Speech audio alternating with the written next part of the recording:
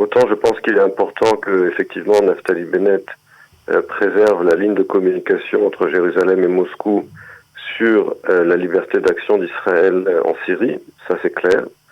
D'un autre côté, il n'y a pas de médiation possible, à mon sens, aujourd'hui, entre la Russie et l'Ukraine, tout simplement parce que Vladimir Poutine veut absolument soumettre l'Ukraine, quoi qu'il arrive, à la Russie, comme il l'a fait en Biélorussie.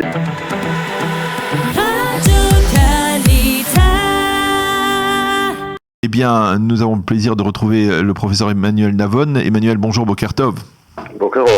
Alors, on va parler avec vous, on aurait bien aimé parler avec vous de Menachem Begin, mais on va parler avec vous de la situation actuelle brûlante sur le terrain en Ukraine et en particulier de la médiation de Naftali Bennett. Vous avez écrit un éditorial dans le journal Globes, le journal économique Globes, et vous prenez un avis, vous avez un avis extrêmement tranché sur la question. Vous estimez que Naftali Bennett est allé trop loin dans cette médiation. Pourquoi ? Parce que je ne pense pas qu'il y ait une médiation. Autant je pense qu'il est important que, effectivement, Naftali Bennett préserve la ligne de communication entre Jérusalem et Moscou sur la liberté d'action d'Israël en Syrie, ça c'est clair.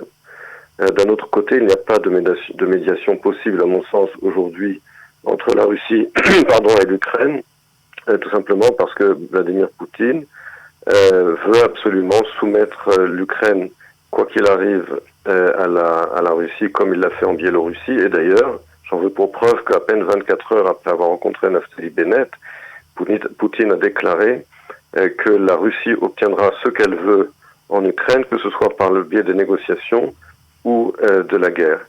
J'ajoute enfin que Vladimir Poutine a déjà mené en bateau et a déjà menti à Emmanuel Macron et à Olaf Scholz, et rien n'indique qu'il ne traitera pas Naftali Bennett de la même manière.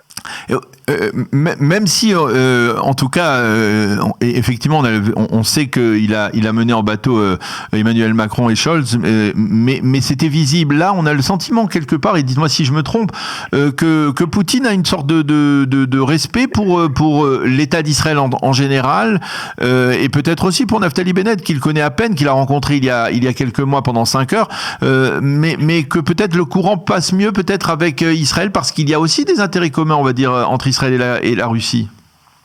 Il y a des intérêts communs également entre la Russie, l'Allemagne et la France. Ces intérêts communs, ils sont essentiellement énergétiques. C'est la raison pour laquelle Vladimir Poutine a fait construire les deux gazoducs Nord Stream 1 et 2. Donc il y a des intérêts communs entre la Russie et l'Europe. Il y a des intérêts communs avec Israël beaucoup moins. Il n'y a pas, je dirais qu'avec Israël, il y a un intérêt commun unique, à savoir la coordination sécuritaire en Syrie. Mais il n'y a pas d'intérêt commun au-delà de cela entre Israël et la Russie, puisque la Russie, je vous le rappelle, Daniel, soutient l'axe anti-israélien au Proche-Orient mené par l'Iran. C'est la Russie qui a fourni la technologie nucléaire à l'Iran. C'est la Russie qui a été l'ennemi juré d'Israël pendant toute la guerre froide. Et donc, il n'y a pas d'intérêt commun entre la Russie et Israël. Au contraire, outre effectivement la coordination sécuritaire en Syrie. J'ajoute dernier point. Pourquoi, juste sur ce point, Emmanuel, pourquoi c'est si important pour Poutine de maintenir cette coordination ? C'est vrai que c'est important pour Israël, mais d'un autre côté, Poutine pourrait dire eh bien, cette coordination c'est terminé. Je ne suis pas satisfait du positionnement de l'État d'Israël qui est dans le camp de mes ennemis aujourd'hui, c'est-à-dire dans le camp de l'Occident. Je mets fin à cette coordination. Il ne le fait pas parce qu'il y a aussi peut-être de son côté une volonté de coordonner avec Israël. Il pourrait le faire d'abord. Il pourrait le faire et je pense qu'effectivement, l'une des raisons pour laquelle il ne le fait pas, en tout cas à ce stade, c'est justement parce qu'Israël a gardé un profil relativement bas sur l'agression russe en Ukraine. Et donc je comprends la volonté du gouvernement israélien de rester relativement discret tout en condamnant sur le principe l'invasion de l'Ukraine par la Russie, mais de ne pas aller outre mesure comme le font les gouvernements occidentaux. Cela est compréhensible justement à la lumière de l'intérêt stratégique que nous avons vis-à-vis de la Russie en Syrie, et c'est la raison pour laquelle, à mon avis, Poutine justement ne nous bloque pas en Syrie comme il pourrait le faire. pourquoi Naftali Bennett, à votre avis, c'était une erreur, on va dire, diplomatique sérieuse de s'être immiscé, on va dire, dans ces tentatives de médiation, c'est-à-dire qu'il y a beaucoup plus à perdre qu'à gagner pour Israël? Je pense qu'il y a plus à perdre qu'à gagner, et surtout, ce n'est pas le moment de négocier avec Poutine. Il faut d'abord que les sanctions commencent à faire leur effet sur l'économie russe. Uniquement après que l'économie russe commencera à s'effondrer sous le poids des sanctions, uniquement après que l'armée russe commencera à saigner sérieusement face à une guérilla en Ukraine, alors on pourra peut-être, je précise, parler avec Poutine. Mais il n'est pas question à ce stade, à mon sens, de négocier quoi que ce soit, alors même qu'il commet des crimes de guerre en Ukraine, qu'il bombarde des civils et qu'il n'a aucune intention de se retirer. Aujourd'hui, il n'est pas suffisamment en position de faiblesse pour négocier. Il faut d'abord laisser les sanctions faire leur effet, laisser l'armée russe s'embourber en Ukraine, et alors peut-être, et je dis bien peut-être, y aura-t-il place à la négociation. Et derrière cela, Emmanuel, il y a, on parle beaucoup du conflit entre l'Ukraine et la Russie, mais derrière cela et parallèlement, il y a aussi ce qui se passe à Vienne. Et est-ce qu'on ne peut pas comprendre, on va dire, la démarche de Naftali Bennett sous le prisme de ce qui est en train de se produire à Vienne, c'est-à-dire que l'on va vers un accord qui est pas favorable à Israël? C'est une erreur de compter sur la Russie sur le dossier iranien. C'est la Russie qui a fourni toute la technologie nucléaire à l'Iran. C'est la Russie qui a tout fait pour faire réentrer l'Iran sur le marché du gaz naturel, et c'est la Russie qui a aidé l'Iran, avec évidemment la Chine, à contourner les sanctions américaines imposées par l'administration Trump. C'est la Russie qui essaie depuis de nombreuses années de créer un cartel du gaz naturel avec l'Iran et le Qatar. Et donc Israël ne peut pas compter sur la Russie sur le dossier iranien, c'est une erreur. Sur le plan diplomatique, que peut faire Israël? Parce que on a effectivement parfois le sentiment qu'Israël est au cœur et est au centre du monde et qu'il n'y a pas d'autres pays qui sont capables de négocier.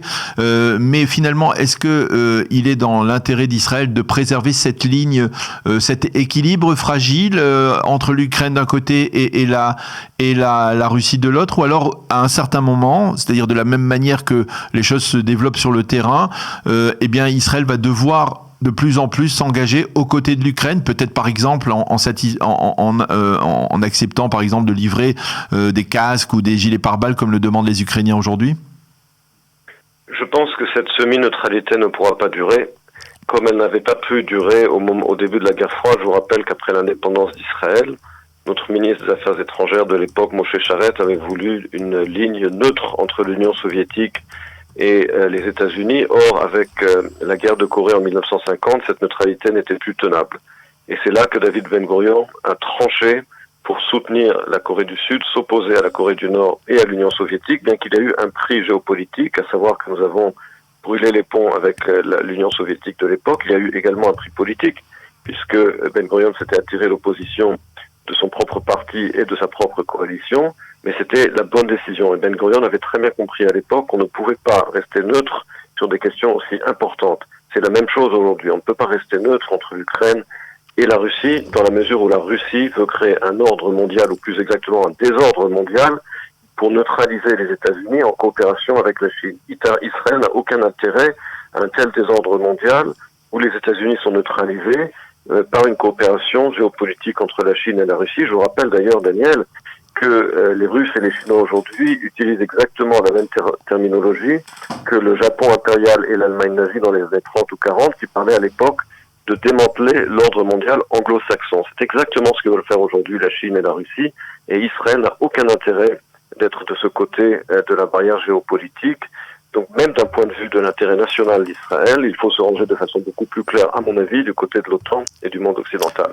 Alors je voudrais vous poser une question qui est en fait une sorte de réflexion que l'on retrouve ce matin en première page du Israël Hayom dans la bouche de l'ancien vice-président américain Mike Pence qui ne comprend pas comment d'un côté eh bien les États-Unis imposent des sanctions et l'Occident impose des sanctions à la Russie, et de l'autre côté ces mêmes pays, c'est-à-dire les États-Unis, les Européens, sont assis à la la même table à Vienne pour négocier un accord qu'ils vont contresigner ensemble. Comment c'est possible est-ce que cette incohérence, il parle d'incohérence et il dit que c'est absolument incroyable?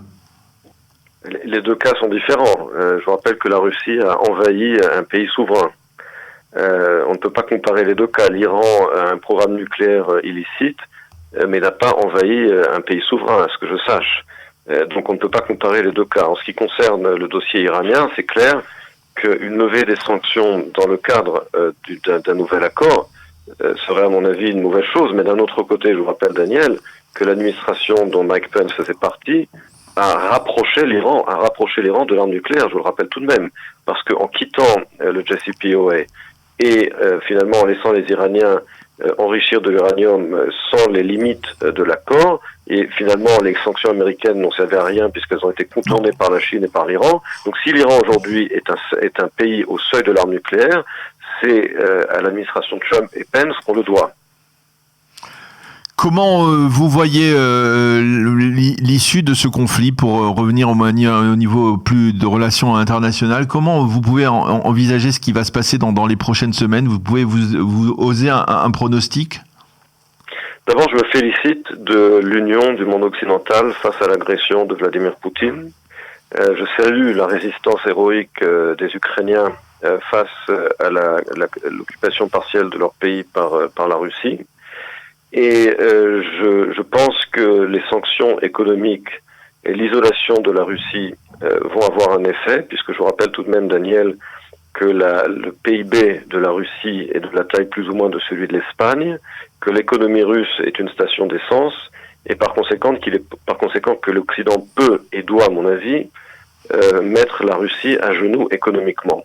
Y compris si la Chine devait venir voler au secours de la Russie? La Chine ne pourra pas voler au secours de la Russie dans la mesure où transférer les exportations de gaz naturel de l'Europe à la Chine, c'est un processus qui prendra des années. Construire des gazoducs, ça ne se fait pas en 2 jours. Et donc aujourd'hui, la Russie n'a pas suffisamment de temps pour se retourner vers la Chine. Et même si elle le faisait, elle serait en position subalterne, puisque la Chine est une superpuissance économique, alors que, comme je l'ai dit, la Russie, elle, est une petite économie. Et donc, dans un tel partenariat, la Russie aurait un rôle subalterne, et ça, Poutine le sait très bien. Eh bien, professeur Emmanuel Navone, merci beaucoup de nous avoir fait partager votre appréciation de la situation actuelle dans ce conflit entre l'Ukraine et la Russie, et votre appréciation de votre jugement sur la médiation de Naftali Bennett. Merci d'avoir été avec nous. Bonne journée, Emmanuel. À bientôt. Merci, bonne journée. À bientôt.